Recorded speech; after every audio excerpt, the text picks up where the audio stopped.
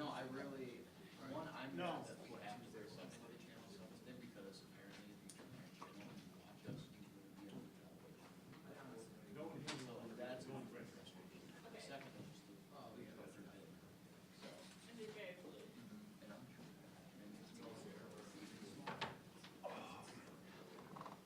A lot of bitching about it, yeah, sorry. But it's everything else. Not good, unfortunately.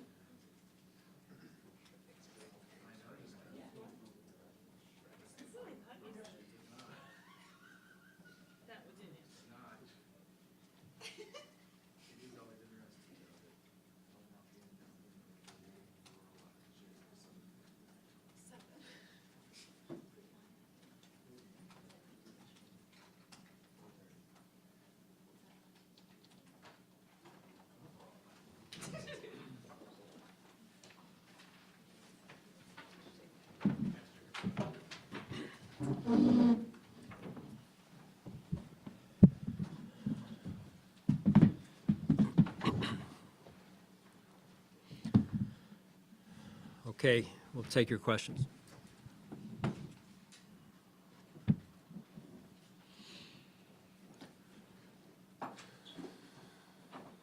Sean, some of the guys we spoke with, they seem to struggle with the how do you get over the hump question and that aspect of moving forward. What is your message to your team and to not get discouraged and stay moving forward, understanding that the path hasn't been straight up after making the AFC Championship game? Yeah, I mean, we've had success. Obviously, not the success that we all want, which is to win the Super Bowl. But the journey continues, and we won't stop until we get there. And that's the vision moving forward. And we're all frustrated on a day after a loss in the division round, that's for sure. I'm extremely proud of how far this organization has come, but not satisfied. Sean, go ahead. John's question there. You know, to make the AFC Championship game is tough enough. To make it twice is really hard. That's what the Bengals have done. Kansas City's done it 5 years in a row now. What is the gap there between your team right now and those two, and how do you close that gap? Yeah, I mean, I'm a big believer in you are who you are in the last game of the season in terms of what you saw on the field, and that's what you have to address. And so obviously we weren't good enough yesterday, and we need to address those areas and do what's necessary to get this organization to the Super Bowl. More specifically then, Sean, what areas, and you've had, you know, a day to kind of decompress, maybe watch some film, that sort of a thing. What areas do you think you need to address moving forward? Well, I'll know more because today was really, for the most part, Adam meeting with players, exit interviews, and whatnot, and a team meeting at the end of it all. But just overall, I mean, you look at, like we talked last night, you know, the game's won, it starts, you know, and ends at the line of scrimmage, and so we've got to, you know, look at that, and then you look at the quarterback play. I thought, you know, we've got a quarterback that we feel really good about and should feel good about. But we all, myself included, and Josh and the leaders of this football team, we all have to improve in certain areas to move this organization forward. John, do you think in the second half of the season specifically, it was just tougher for your offense? I mean, it seemed so easy early in the year. Not easy, but, you know, it just seemed easier.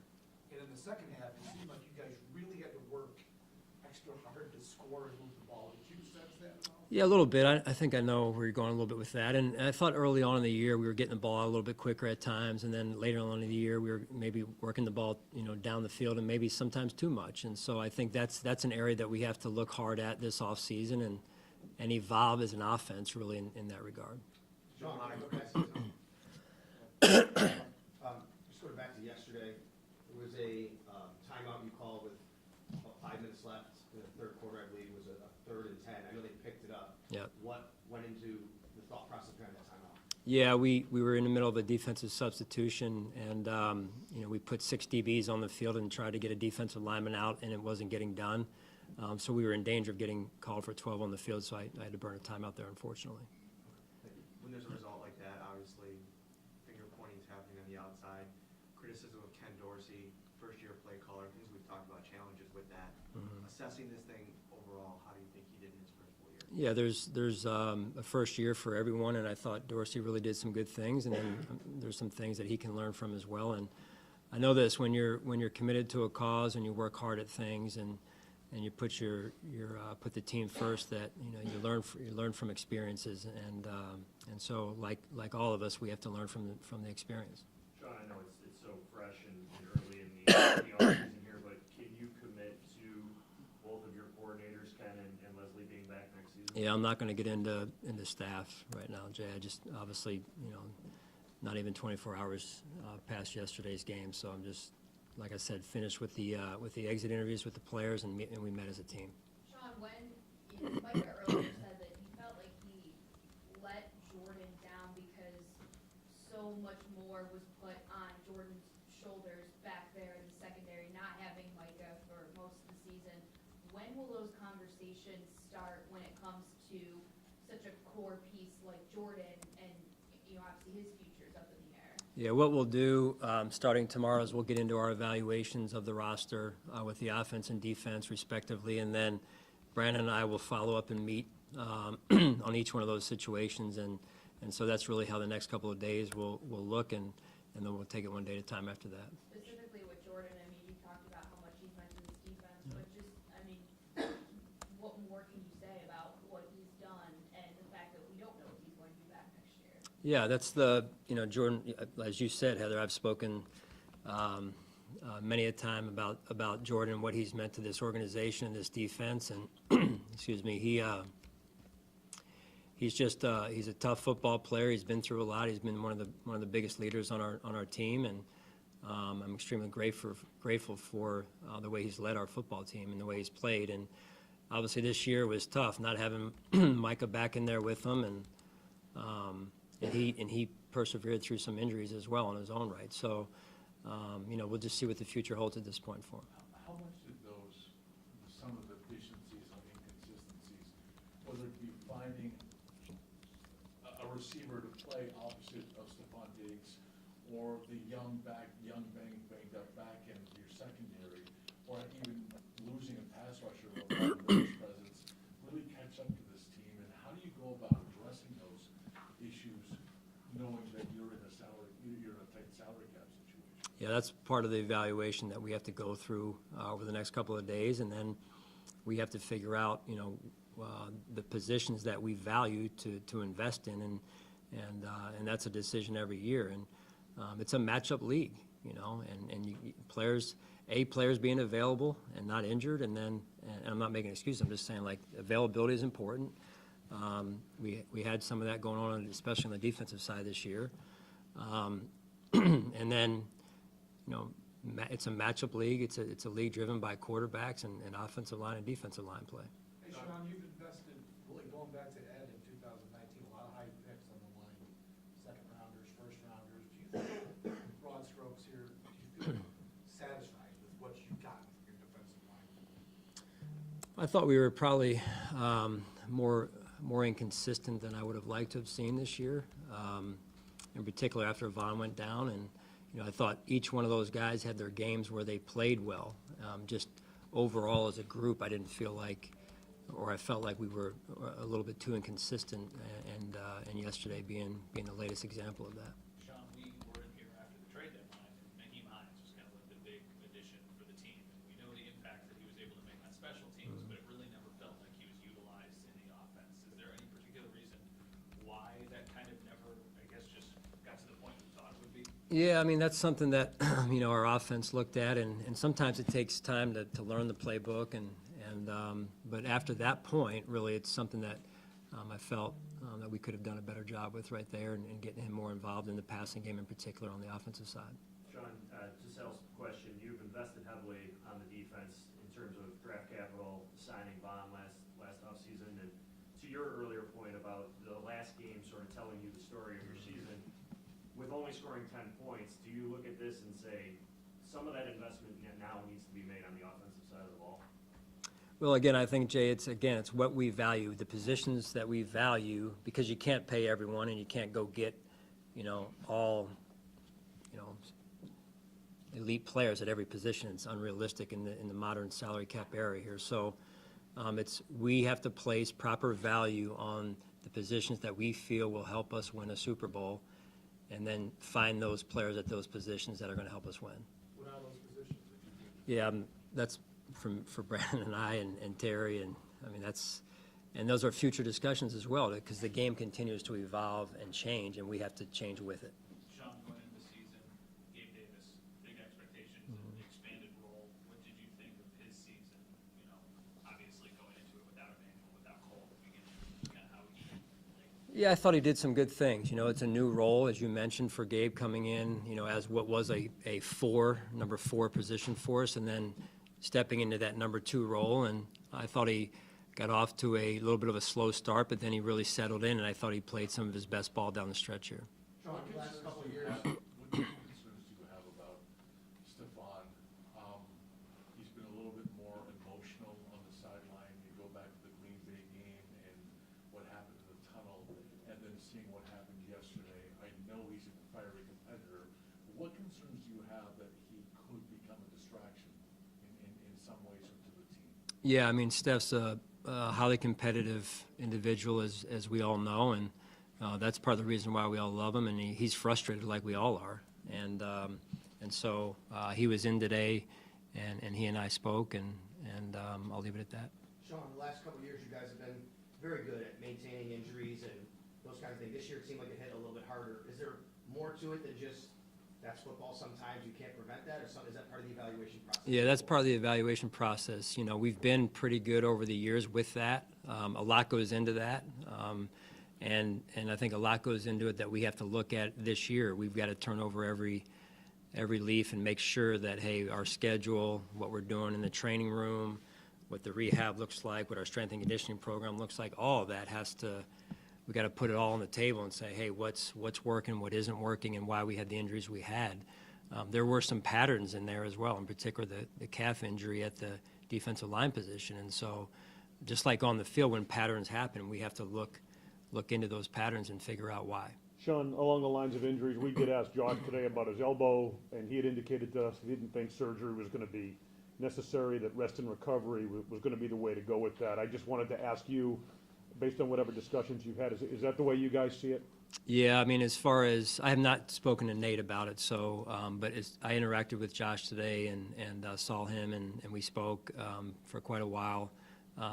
It does not appear that, and we just really talked about his overall health at that point, but I've not heard anything the other way from Nate at this point, so I wouldn't expect that to be the case. Just one follow, if I could. He said it bothered him for a while afterwards, and that I think what he said was really up until a couple of weeks ago, he really started feeling himself. Yeah. Maybe to what degree was that a factor, do you think, as far as the offensive execution in the latter portion of the season? How much did you need to manage that, for lack of a better term, during the course of? Yeah, I think more so when it first went down, and then, you know, as each week went by, he grew more and more comfortable, as he said, and I think his play got a little bit more at times in a rhythm, and he was able to cut it loose a little bit more, so with less soreness after the fact. But, you know, overall, and that was part of my concern yesterday towards the end of the game was, you know, we're never going to, you know, just we're never just going to turn in the keys and say that's it, especially in a game like that. But I wanted to make sure he didn't take any more hits down the stretch there at the end of the game. So. Sean, the ebbs and flows of every season are different, but what will stick out in your mind from this season most? Yeah, I think just the resilient nature of our team. You know, winning 13 games in the regular season. I think that says a lot about our players. That says a lot about our coaches. And it's a tough league, right? And so you go in and you put your best foot forward. And unfortunately, we didn't play a very good game yesterday, and a good team beat us. So, but again, it offers a look into or a lens that we can look through and say, hey, these are some of the areas we have to get better at in order for us to win. Some players talked about emotionally or running out of gas to some degree at the end. Did you feel that there was a toll taken from the circumstances of the season overall? Injuries, you know, all the storms, DeMar. Yeah. I mean, you could always look at that and say, as you talk about, hey, the whys, right? I'm not going to discount that, but I'm also not going to use that as an excuse, Mark. This is, you know, we got beat on the football field, and sometimes your energy is taken from you when the game's not going your way, and they're having their way, the other team, and so we were playing from behind early, and we had a hard time catching up, and so that gets to be, it drains you of your energy after a while when you're playing from behind the way we were. So, you know, this other piece over here, I think there's always things, right? There's always things that come up through a season, and our team did a phenomenal job of handling those areas. Probably more than any team I've been around, or any team in terms of what they've gone through this season. But that said, they're not excuses as to why we get the result we got. How do you balance those? How Sorry. do you balance those two, where players were also quick to say this isn't an excuse, but it is something we noticed, just, you know, the emotional toll of everything, but also the results being what they are. What is it like to try to balance both of those at once? Well, again, I think you try and do your best in the days leading into the game to do that, right? To try and get your team focused on the task at hand and remove itself as much as possible from what was in the past. And that's what you try and do every week. And then now after the game, you look back and you say, hey, big picture wise, you try and take a snapshot and say, hey, we did some really good things. I mean, winning 13 games and back in the division playoff game again. But then you come back to, at the end of the day, we're here to win a world championship, and that's what we're here to do. And we have to make every move possible in order for us to do that, or we're wasting our time here. Like, we are here to win a world championship. Sean, how significant do the changes have to be to get to that, to get from, understanding there's been a ton of success here, but to get over that playoff hump without getting into specifics, how significant do the changes have to be? Yeah, I mean, I think it's interesting because every year you start new, right? So that it'll be a new roster and a new start to a new roster in the next couple of days here, and we have to reset things. And you guys have heard me say before, you don't just pick up where you've left off the season before. That's why that postseason evaluation is so important, that we're honest with that evaluation and objective with who we are and what we must become in order to get there. When you say that the last game kind of shapes, who you are, is it also looking at the other team that you didn't beat? For example, looking at all their pass catchers and the 3 guys they had and saying like, hey, that's how they were built. You say it's a matchup league too, but it's also a copycat league, mirror league, and this is maybe what we kind of want to evolve to. Not that you want to be the Bengals necessarily, if that makes sense. Yeah, I mean, the game is always evolving, right? And you're seeing speed on the field. You're seeing the team last night with the 3 receivers that have been mentioned already in here, the quarterback, and then you're looking at, what never changes is the offensive line and defensive line. So, again, it's about matchups. It's about playmakers. In terms of I'm talking about roster overall, and I'm confident in our players and who we have, and we'll look to continue to add to that mix. Hey, Sean, looking at the roster, as you said, does it seem like it's a daunting challenge? Every year it's daunting, I know, rebuilding. You got 21 unrestricted guys this year, and you mentioned the salary cap will be a challenge. Does it feel like maybe it's a bigger task this offseason to get this thing, retooled maybe? Every year is a new challenge. When I got here in 2017, we had a ton of free agents then also, and we had very little cap room and didn't have all the draft picks, right? So we found a way through that, and we'll find a way through this. That's what we do, and that's the vision moving forward. How would you assess Spencer Brown's second season? I think, there was some ups and downs, like anyone overall. I mean, what's interesting for an offensive tackle is it's such a unique position, call it different than maybe guard or center, that when there's more and more film out there of a player, in this case Spencer, people study the heck out of it, right? And so they know your strengths, they know your weaknesses almost sometimes as good as you do yourself. So he and we, in this case, have to continually reinvent ourselves and grow in the off season. I think he had some moments when he was really good, and you could say, hey, that was really strong play against a good pass rusher, and then some other ones where you'd say, hey, do we need to add a chip to help out here? And you don't want to have to do that all the time. Hey, Sean, with Kyer kind of settling in the corner, is there any thought to pushing Christian Benford safety next season? That'll be one of the things we talk about in the evaluation starting tomorrow. That's been talked about way back when we first picked up Christian, and we'll just see where it goes. Speaking of that, another flip, is Spencer Brown maybe a candidate to flip inside, Sean? Would you ever think about, I know he's tall, but is that something you'd consider down the road, maybe move him inside? We'll see. I don't think anything's off the table at this point. He's a young player, and he's very athletic.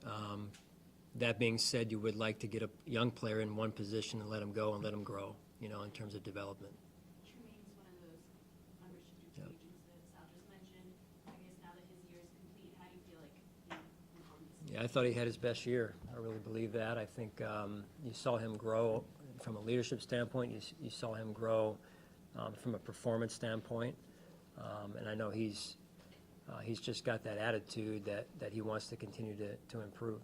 Sean, did you get enough production from your wide receiver group as a whole this year? I think it depends on the game overall. You know, like some games I thought we did, some games I thought maybe not enough. You know, Steph is always going to, you know, be our main guy out there in terms of what he did this year for us, and the guy that we want to get the ball to. But overall, probably more than anything, just too many drop balls overall. I think those came to haunt us at times.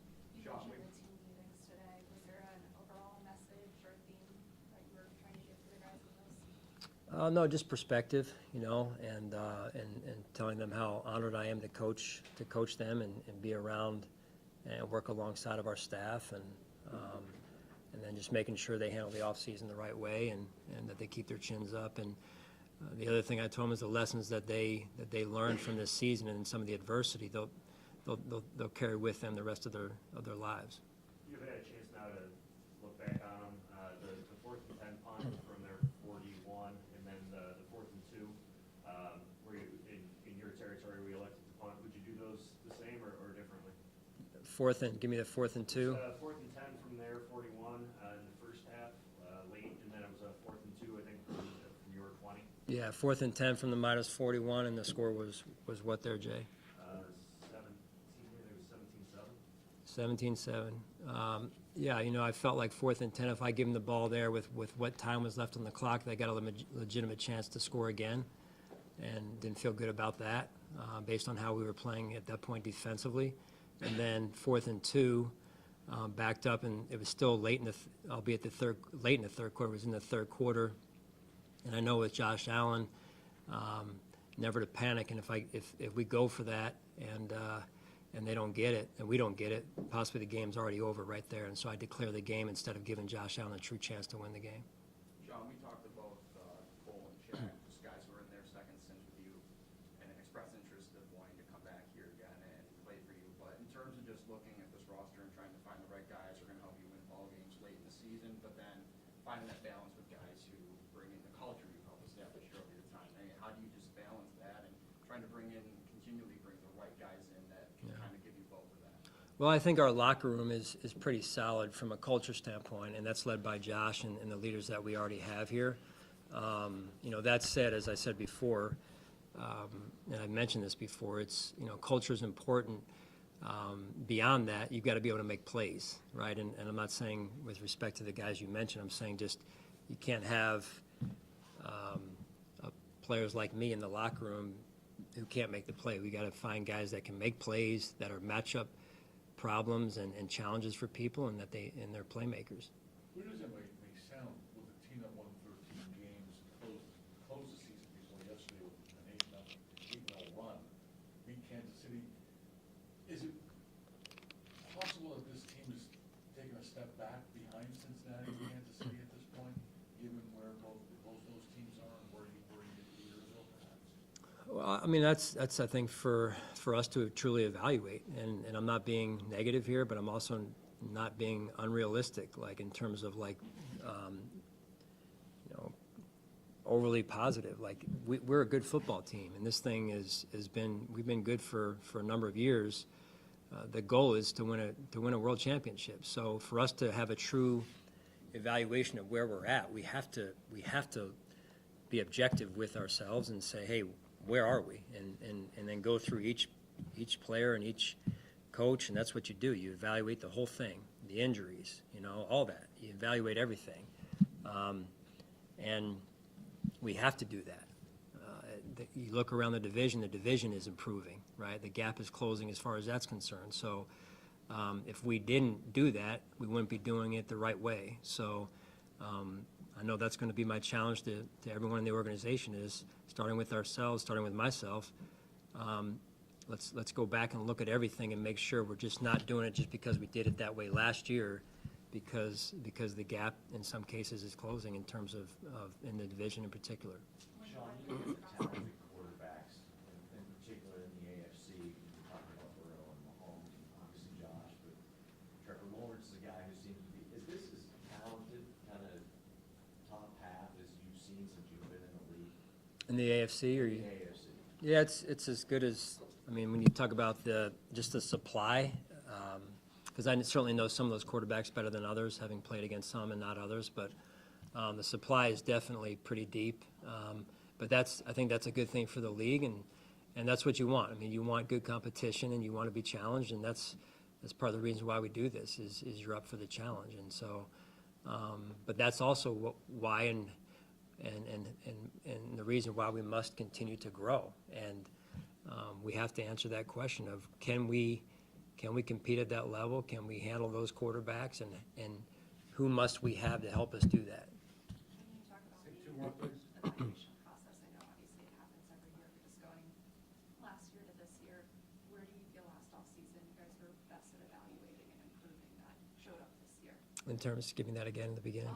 Just when you went through the evaluation process this time a year ago, what do you think you were most successful at identifying and solving? Well, I just think, again, I'm not going to say what we were best at. I just feel like we're trying to be objective and truthful with where we are at each position, as an organization, as a team, and what we must do to move it forward. And I think that's the most critical thing we can do right now for this football team. You said you hadn't talked to Nate about Josh off-season surgeries, but Jordan Phillips told us he does need surgery. Are there any other injury updates? Yeah, same. I have not had an update from Nate yet, so I think I heard Jordan told you guys he had the torn rotator cuff, so applaud him for playing with that yesterday. All right, thanks.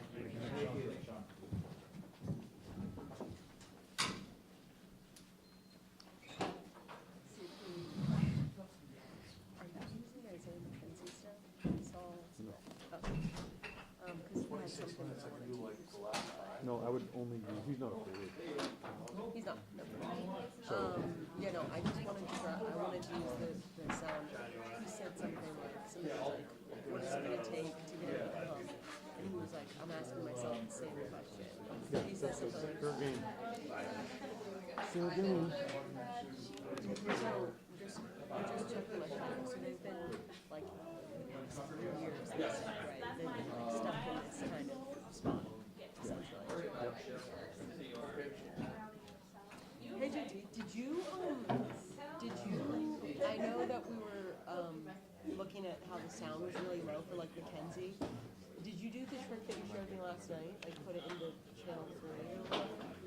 I mean, among a number of things, yes. Okay. That was part of it, but then I did some more stuff. I wanted to use, like, a really small thing that he says. If I pull it, will you be able to pull the sound up a little bit? Okay. I'm going to find it and then I'll let you know. I think those are the scrubs. Yeah. Oh, yeah. Wait. Oh, yes.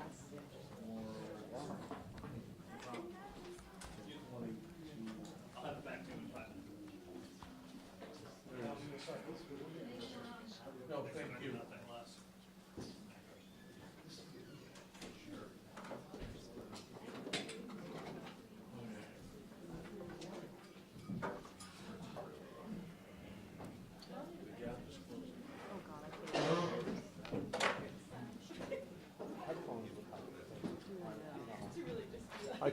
I tried to shut my phone down and repair, and it just doesn't work.